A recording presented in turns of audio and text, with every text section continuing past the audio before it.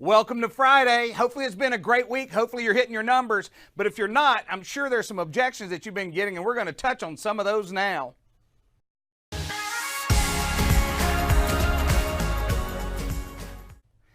Hope you've had a great week, and welcome to Flip Chart Friday. It's going to be a little bit for me to get that all out in one fell swoop.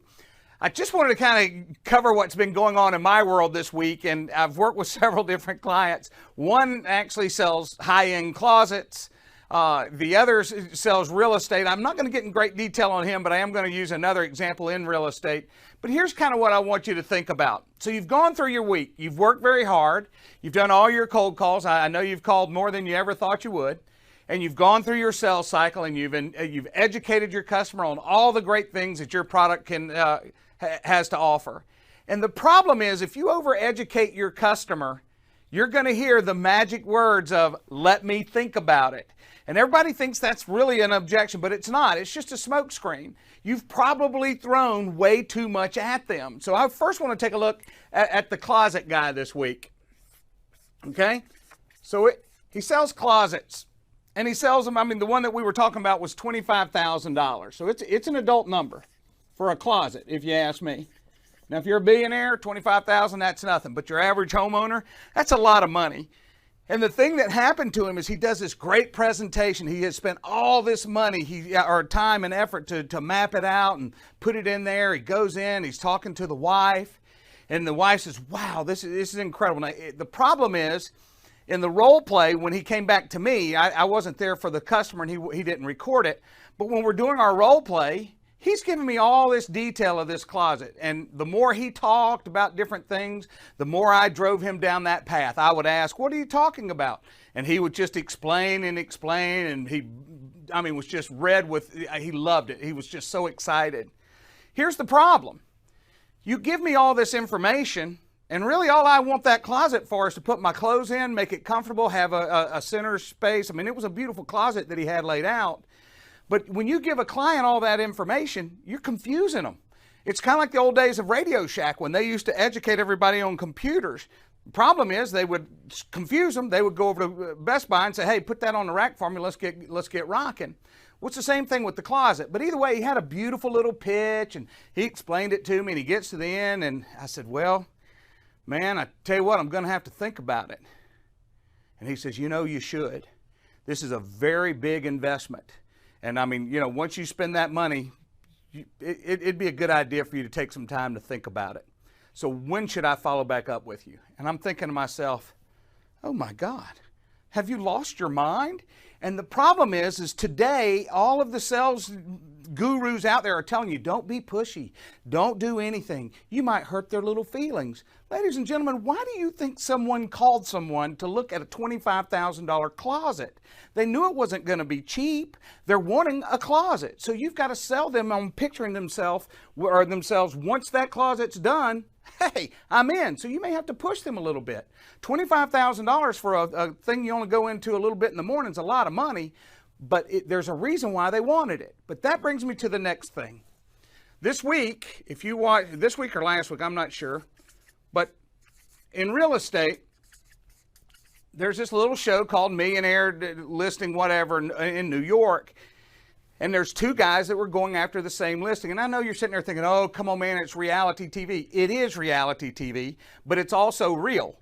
And what I mean by that is this. When they're going out to these apartments, they're really trying to sell them. You can find them on Zillow. You can find them on their website. So it is real. And they did a very nice job of running these representatives side by side. So if you're in real estate and you're watching that, you get a good idea of really what goes on. Here's the thing. The one guy who did the best of getting in there and engaging the customer, he didn't get the listing. And the reason is he sat down with them, and the wife's ready to go. The husband's reluctant. The guy, they say, "Hey, I tell you what, it's a lot. We have to move, or I don't know if we want to do this all again. Let us just think about it, and we'll get back to you." And guess what he said? "Okay, that sounds good. Awesome." So he gets up and walks out, and you hear, the wife says, "Oh, he's so sweet." And the husband said, "Oh, he really is a sweet guy." And he goes outside, and they get him in front of the camera, and he goes, "Right now she's in there selling him on why they should use me." Well, here's what happened. The next person who came in was another agent from that same show. And he walked through, wasn't as excited about the property. It was a little bit off color. It's going to be a special buyer that's going to buy it. But in the end, he's talking to that customer and they tell him the same thing. Hey, I think we're going to think about it. And then he asked the main question, what is it that you're wanting to do next? And really, they had done a total overhaul of this apartment and they were wanting to do another one. But here's what I want you to realize. When someone is leaving their home, you may have to push them out the door. I mean, think about it. We've all had kids. You have to push them out the door.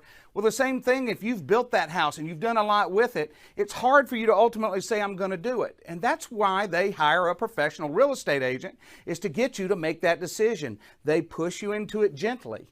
And here's what I'm wanting you to look at. This particular property was $5.5 million, which translates into $165,000 commission. And all because the one guy who did the better job said he wanted to let them think about it and they were going to sell themselves on how great you are. Ladies and gentlemen, if a real salesman comes in behind you, all you've done is warmed them up and they're going to close it down. So to avoid this, when they say, let me think about it, you've got to step back. You've got to ask them, hey, what's your concern? Why is it you're not moving forward? There's something, what is it I've missed here? And once you get them talking, you're going to find out. Now, so many times, everybody's got these little gimmicks. Ladies and gentlemen, please take a moment and write this down. When someone says, let me think about it, the question you want to ask, what concerns do you have? And they're going to tell you nothing. And you're going to go, well, obviously there's some concern or you would be moving forward. This is a great opportunity. This closet's going to make it so much better. And from a resale standpoint, you said you were moving in 4 to 5 years. It's going to be something that's in there. A woman's going to come in and love it, and off that house goes. From the real estate standpoint, him being a nice guy, he lost at least $165,000. If you get both sides of it, guess what? That's times 2. So here's what I want you to go into the rest of today. When you're off of your goal, I want you to, if you've got appointments, great, go on them. When you get down to that point, and this is something I want you to realize, your sale, you come in, you do your opening, great. Then you do your probing, great. Then you actually do your presentation, and then you close. And there may be a few other steps. When you get to the point where you've got an objection, let's put a big O here. When you've got an objection, a lot of people tell you to flip back. And I have no problem with that once you ask them, what concern do you have? And if it's something you can't overcome from the information you've gathered from here, you've got to flip back, but you're not going back into presentation mode. You're going back into probing mode. In other words, you've missed something. Ask better questions, get a better understanding, land the plane again. It's kind of like when you're on the plane and you hear, this is our final approach. I mean, it kind of scares me how many times we've missed the approach, but you're going to come back and just keep looping until you get this customer to do what you want them to do. But you've ultimately got to get a better understanding so that you're getting better educated so that you can help them see the value of what you bring. So that's all I've really got for today. The key is when they get here and they want to think about it, don't leave them. If you've got a customer out there that you worked with earlier in the week and they said, let me think about it, you need to get back with them if you can get them on the phone ever again, which you probably won't, but that's okay. Either way, going forward, when you're in front of that customer, always ask them, what concern do you have? Works on the phone too. It's one and the same.